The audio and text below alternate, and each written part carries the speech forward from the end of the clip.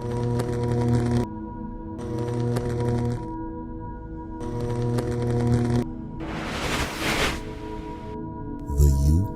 UFO Channel. The children, it was already morning in Africa, the children were playing on the school ground of the Ariel school in Rua, Zimbabwe, in a great morning break, 10 o'clock. Then suddenly they saw a flashing on the other side of the swamp area in front of a bush, in front of the bushes. And all the children saw it, run and observed for several minutes how, first of all, out of a flash of light, a disc-shaped craft materialized, and then three beings, one after the other, came out of it. And the being looked at the children, and it happened right here in front of these trees. One of the beings looked at the children, and they got a telepathic message, some of them: you should heal the planet, save the planet, it is in danger. Here are some of the drawings the children made of the several phases of the encounter, the appearance of the craft, the landing of the craft on a tripod landing gear. Here you have the tripod landing gear, a structured craft. It landed, it is on the ground. 1, 2, 3 beings came out of it. 2 were in the background, and 1 came directly looking at them. 2 were bald, 1 had long black hair. They all had big round eyes. And this being looked directly at them, and they had this telepathic message: take over the responsibility for your planet. Don't destroy it. Don't destroy it any longer. I went there.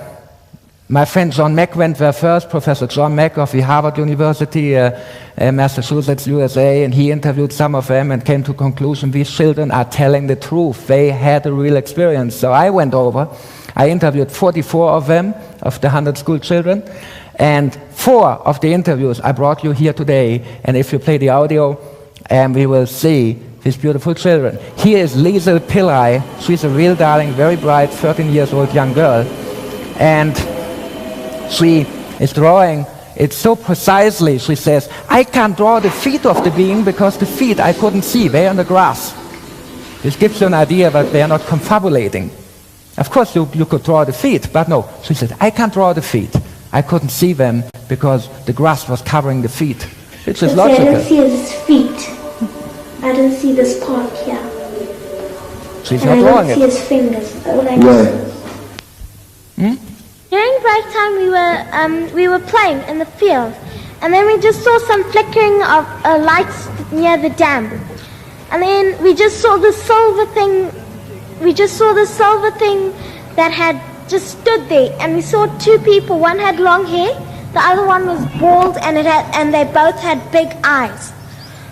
And then all the little grade ones were all scared. They were all crying. So then the prefects and I went to the teacher to go and tell them about this. They didn't believe us. Some more children. Here again a reenactment of what happened. Side it had like a horn or something sharp at the side here. I couldn't see their faces. I could just see it all in dark black. Did you see this face? The whole school started running. So I walked down to see what it was, and I was asking what it was, and everyone was screaming, shouting, aliens and stuff. And I looked down there, and I just saw a piece of metal, those curved ones for the roofing, and the light, the sun was shining on it, so it made like a line of light. And then I saw these little black things running across, and they had huge heads and like big soccer ball eyes. Down there, and then I saw everybody running down here by the logs, and I put my lunchbox down and went to see what they were looking at. So I got there, and I saw this kind of a yellow thing on the ground by the trees there, and then I saw these people, well, not kind of people. They had black suits on, jumping out of the top of the kind of a saucer, and I hope I are moving.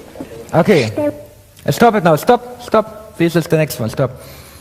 You really get an idea that these children are neither lying nor confabulating, but trying to choose their words very carefully.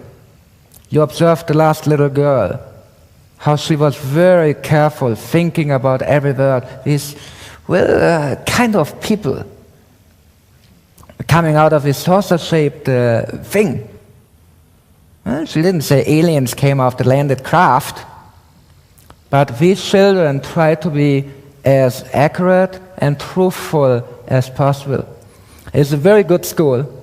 It's only from first grade to sixth grade. It's a basic school. Children were between 6 and 12. Liesel was 13 when I interviewed her. She left school for already 1 year, the first girl. But it's a private school, a mixed school. You see black and white and colored children. A beautiful school, just in the suburban area of Harare, the capital of Zimbabwe. And these children were so deeply impressed by their experience that they started to get involved into ecological activities. They went out in the forest and the bushes trying to clean them up. They wanted to be active in saving the planet, in fulfilling the mission they got from these beings. And I spoke to them. I spoke to the parents. I spoke to the teachers, the headmaster of the school. They all confirmed, no, this was real. It changed their life. They woke up in the middle of the night and had dreams of it for years. It was not a joke, not a prank, nothing at all. You always admit a prank when you're a kid. Hey, I fooled you. They never did it. It changed their life. They became different people. And when I went to the school, the headmaster invited me if I would, like to spend the morning with the children, and they have a lot of questions and they wanted to know more about it. They had questions which were as qualified and intelligent as yours will be tonight. Like coming from adults, from people who really were responsible and eager to learn more. Only one of these 100 children, one boy had a problem. He became a bedwetter after the experience, not because of the UFOs, because of his parents. Reborn Christians, fanatics, didn't believe him. No, there are no UFOs. You are lying to us. Stop lying to us. He said, I'm not lying. I saw it. Everybody saw it. Stop lying. He developed a psychological problem. He became a bedwetter. He is now in psychological treatment because his parents did not believe him. He never lied to his parents. Nice boy, deeply religious family. He never lied. They did not want to take the truth. So it's not insane to have a UFO encounter, but sometimes it is dangerous to confront even your dear ones, your beloved family, with it.